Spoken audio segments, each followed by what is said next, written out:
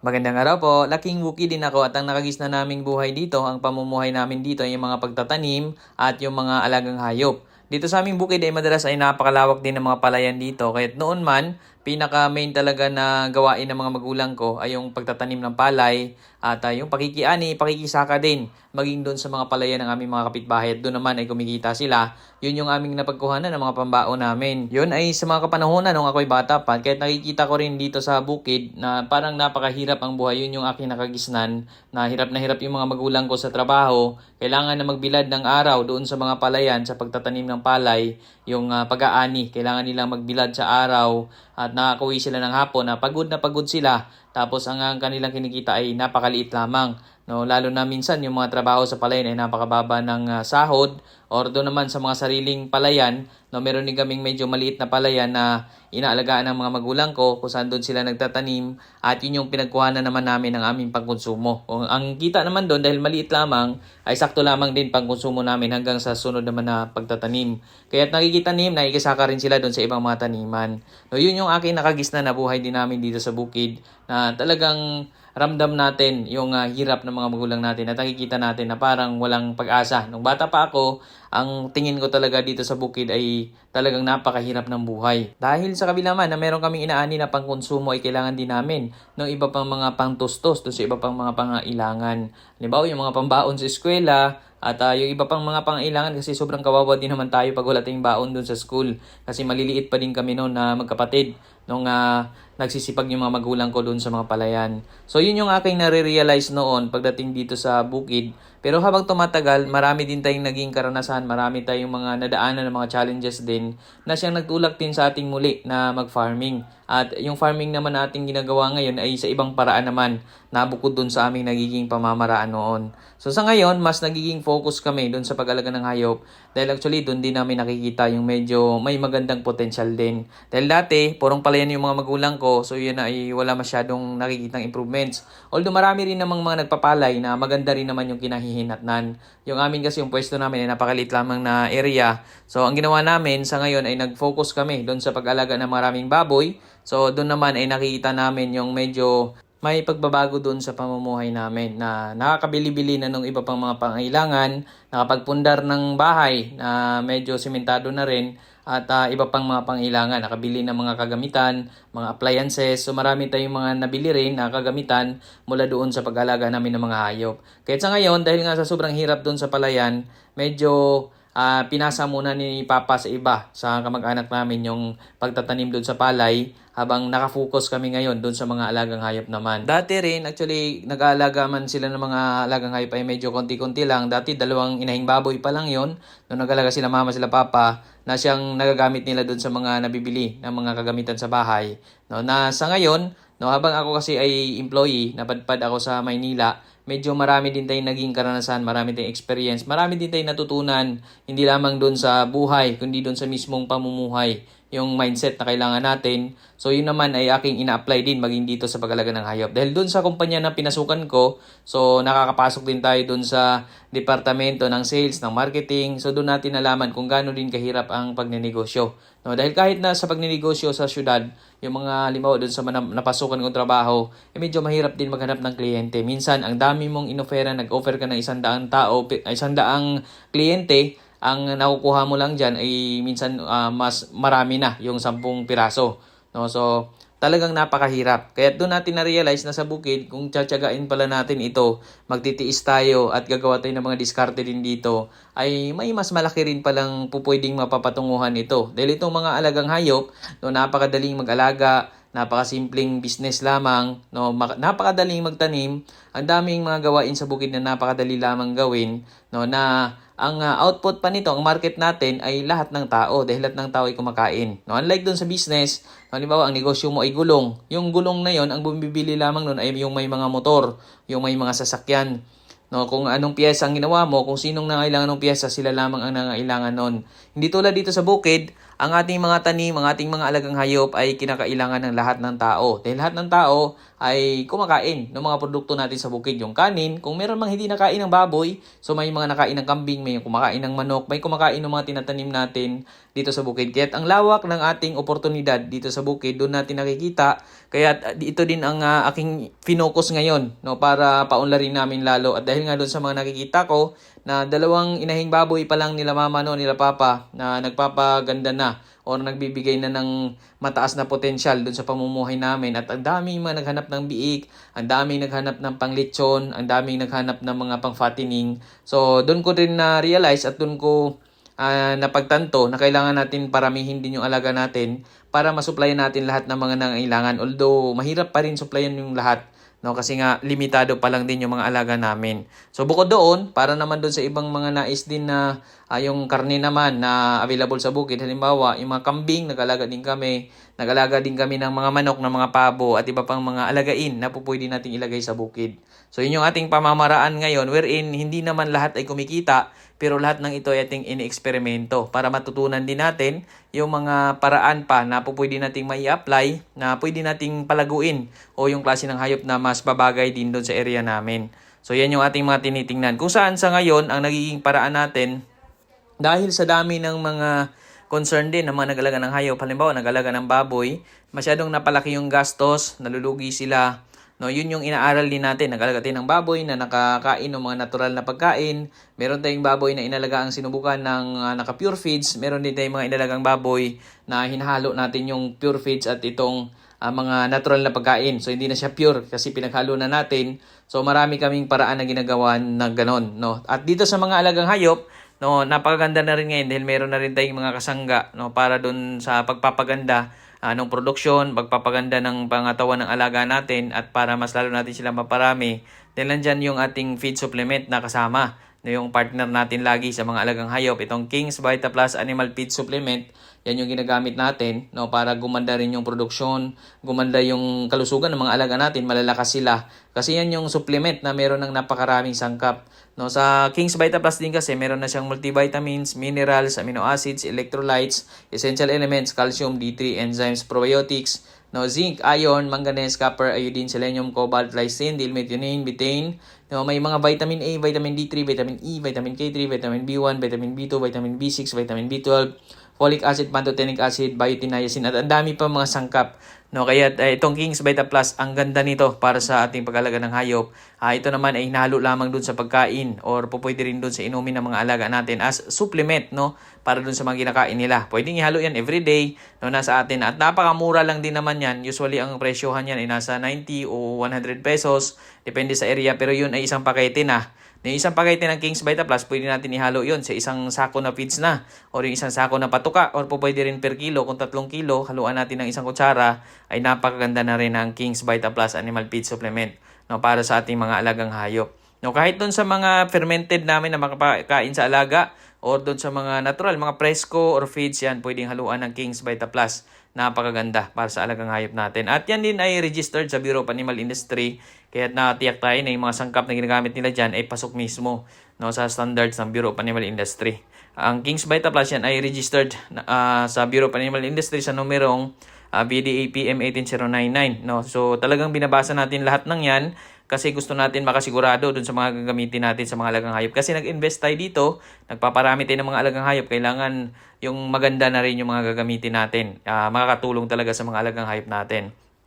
So dito sa mga alaga namin, no, yun, marami tayong mga ina-apply din, maging doon sa pagkain ng mga alaga nating mga pabo, mga manok, ay binibigyan natin ng mga natural na pagkain. No? Pero maganda rin na kung may feeds man, okay din yan. Actually, marami din naman nag-alaga ng hayop na naka-pure feed sila, pero napakaganda pa rin naman ng result doon sa kanilang kita. No? Kasi meron silang mga paraan. Yung iba, nagiging direkta sa consumer yung kanilang pagbebenta. No? Naghanap sila direkta. No? Hindi sila dumadaan na sa mga middleman, no, direkta na yung pagbebenta nila. Nagpo-post sila or dinadala nila sa mga tiyangge, dinadala sa tabi ng kalsada. Doon sila pumipwesto para maibenta nila ng mas maganda yung alaga nila. No, para hindi na tayo magreklamo kasi marami sa atin, minsan napapaisip tayo kasi magbebenta tayo tapos binibili nila sobrang mura, pero pagpunta mo naman ng palengke kay mahal naman ng mga karne doon, no, parang inisip natin parang niluluko yata tayo. No, kaya sa akin, maganda rin aralin natin yung pagmamarket, no, pagbebenta ng mga produkto natin at malay natin balang panahon ay makikilala tayo. Sila na mismo ang kusang lumalapit sa area natin, lalo na kung matikman na nila yung napakagandang lasa ng mga pakain sa ating mga alaga. So dito hinaluan ko ng King's Vita Plus Animal Feed Supplement itong ating pakain ngayon. No, yan yung ating King's Vita Plus. No, actually lahat ng pakain sa alaga pwedeng haluan. Pwede rin magbigay ng King's Vita Plus once a day. No, pwedeng ihalo sa pagkain o inumin ng mga alaga natin. No, napakaganda ng King's Vita Plus. So dito no, sa pag-alaga ng hayop, ang pinaka main target natin ngayon is to improve pa talaga no. Gusto natin palaguin palalo itong pag-alaga natin ng hayop. Gusto natin na pagandahin palalo yung ating pamumuhay dito sa bukid. Dahil wala namang imposible talaga kapag meron tayong pangarap, may mga plano, may goal tayo, may diskarte tayong ginagawa doon sa mga pag-alaga ng hayop. Kapag meron tayong nasalubong ng mga pagsubok, yan yung ating inaaral kasi dati kapag naging karanasan namin, kapag dumadaan kami doon sa mga challenges, halimbawa nagkasakit, ay napapasuko na kami, pinanghihinaan na kami ng loob.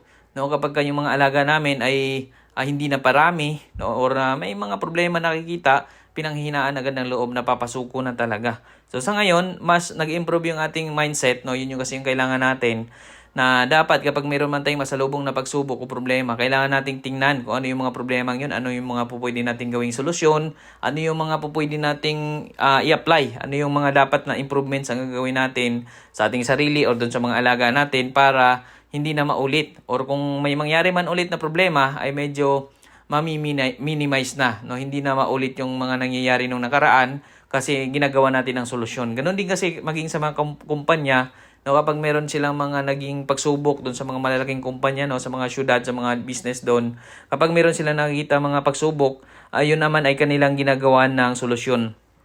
Nahanap nila yung solusyon, no, para naman sa sunod ay hindi na sila magkamali sa ganong klaseng pagkakamali nila. So yun yung ating ina-apply din dito sa bukid, no, para mapapalago natin itong pag-aalaga natin ng hayop. Ang dami na rin namin mga sinubukan ng mga pamamaraan dito. No, ang dami na rin natin sinubukang mga alagang hayop. Kaya sa bandang huli nito, sa mga susunod, ay marami din tayong gagawin pa na i-improve pa natin dito sa bukid para tuluyan talagang makita natin yung magandang hanap buhay dito sa bukid natin.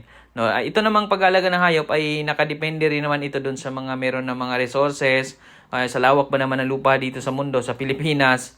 No, sa lawak ng lupa dito sa Pilipinas ay napakarami din ng lupa na walang mga produkto. Kung minsan nandyan yung mga manggahan na sa ilalim ay wala namang ibang produkto. No, nandyan yung mga taniman ng niyog, no? Yung mga taniman ng niyog tas ilalim wala ring ibang produkto. Wherein dito sa atin sinishare din natin kasi gusto nating i-share yung mga inspirasyon or yung ideya na kahit na may mga tanim ka na ibang mga puno dyan, may tanim ka mga prutas, doon sa ilalim ng mga prutasan mo ay pwede mo rin lagyan ng mga alagang hayop, no, na fit doon sa lugar mo.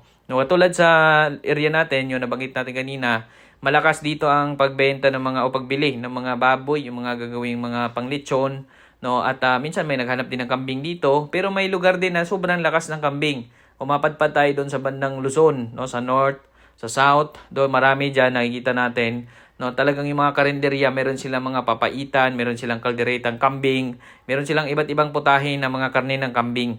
Ibig sabihin doon sa area nila, yun yung malakas. So yun din yung maraming nag-alaga doon. Pero yung iba, mga backyard farmer din, marami din ng mga nag-alaga na nag-umpisa lamang sa kaunti na habang tumatagal naparami na nila na sa ngayon ay talagang big time na nag-alaga ng kambing, na nagbebenta pa ng mga pang-breed na kambing. No, dahil yung mga kambing naman, maganda dyan, wala kang tuloy-tuloy na malaking gastos. Although gumagastos ka sa mga vitamins, sa pampurga, pero yan ay napaka-basic na lang, no? Napakaliit na lang na gastusin. Hindi tulad ng nagbibigay ka ng tuloy-tuloy na feeds. Although may mga kambing pa rin na kumakain ng mga concentrates nila, mga feeds na pangkambing. So yun naman yung mga hybrid na mga kambing usually, no, kasi yun yung mga sanay, no, mga sanay na kumakain ng mga feeds na kambing or yung talagang ingat na ingat tayo lalo na yung mga pang-breed. Pero ang presyo naman noon ay hindi rin basta-basta. Na kahit na mas maliit pa sa baka, ang presyo noon ay libo-libong presyo niya, halos 100,000, 150,000. May mga ganong lahi ng mga kambing, may mga ganong breed. Pero kailangan ingat na ingat din tayo sa mga ganong klaseng alaga kasi syempre mahal din. No? Sobrang laki din ng mawawala kapag yun ay namatay. Sobrang sayang. So dito sa amin, yun yung ating naging paraan din, no. Isa rin sa naging source namin na pagkain dito yung mga alaga naming mga manok, yung alaga naming mga pabo, so yung mga itlog nila, ang mga alagang itik nandiyan din, nag-alaga din tayo dati ng itik, pero karamihan kasi mga lalaki. Kaya ang ginawa namin ay yun ay niluluto natin kasi ang itik malakas kumain. So kung ikaw ay tuloy-tuloy na gumagastos lang, gumagastos si puro lalaki wala namang nangitlog, talagang mauubos yung iyong panggastos. No, kaya ang ginawa natin, binabawasan natin yon.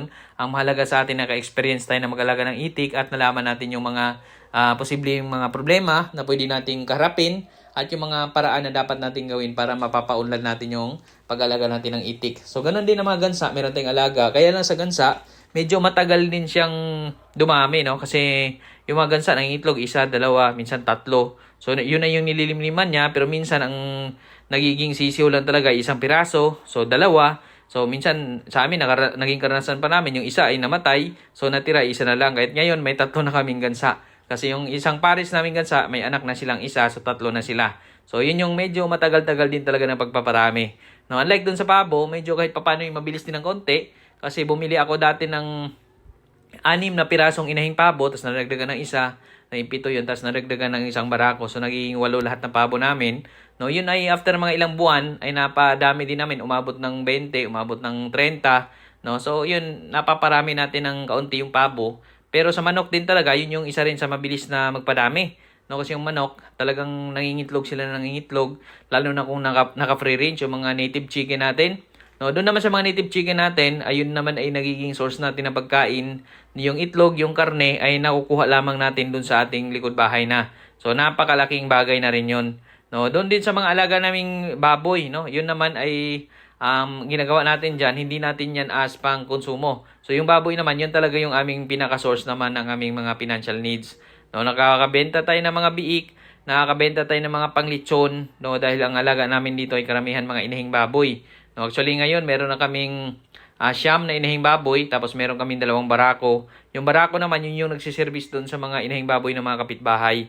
No, pero hindi lang ganoon ka tulad kung ikumpara mo yung mga baboy namin dito doon sa mga naka-pure feeds, no, ay hindi siya mataba. No, sakto lamang yung katawan niya bilang inahing baboy na so far naman ay napaka-produktibo naman niya. Kapag ka nanganak ay napakalusog din naman ng mga anak niya.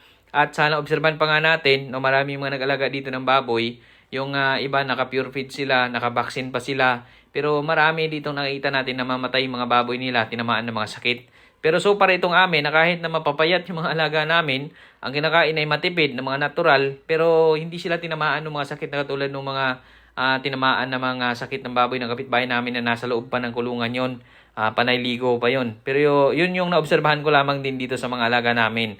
No, kahit na mapayat pero napakataas ng kanilang immune system at wala man silang vaccine, no, hindi rin sila naka-feeds, pero ayos na ayos pa rin yung kanilang paglaki.